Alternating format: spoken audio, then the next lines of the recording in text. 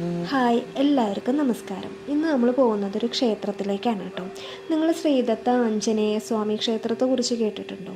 നമ്മുടെ എറണാകുളം ജില്ലയിൽ ആലുവയ്ക്കടുത്ത് ദേശം എന്ന സ്ഥലത്ത് പെരിയാറിൻ്റെ തീരത്ത് സ്ഥിതി ചെയ്യുന്ന ഒരു ക്ഷേത്രമാണ് കേട്ടോ ഇത്. നിങ്ങൾ ആദ്യമായിട്ടാണ് കേട്ടോ ഇങ്ങോട്ട് വരുന്നത്. ഇവിടെ പൂജ നടത്തുന്നതൊക്കെ കർണാടക ബ്രാഹ്മിൺസാണ്. അതുകൊണ്ട് തന്നെ കേരള സ്റ്റൈൽ പൂജയിൽ നിന്നൊക്കെ ഒരുപാട് വ്യത്യാസമാണ്. ആർക്കിടെക്ചറിൻ്റെ കാര്യത്തിലും അങ്ങനെ തന്നെയാണ് കേട്ടോ. പിന്നെ ഇവിടുത്തെ പ്രധാന വഴിപാട് എന്ന് പറയുന്നത് നാളികേര പൂജയാണ്.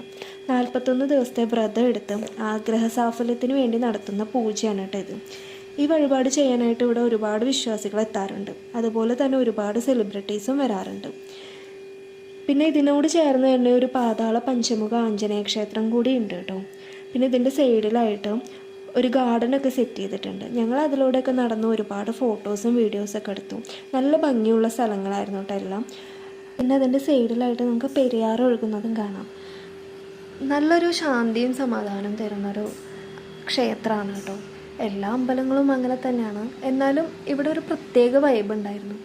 പിന്നെ ഞങ്ങൾ പതുക്കെ എല്ലാം ആസ്വദിച്ച് വീട്ടിലേക്ക് പോന്നു.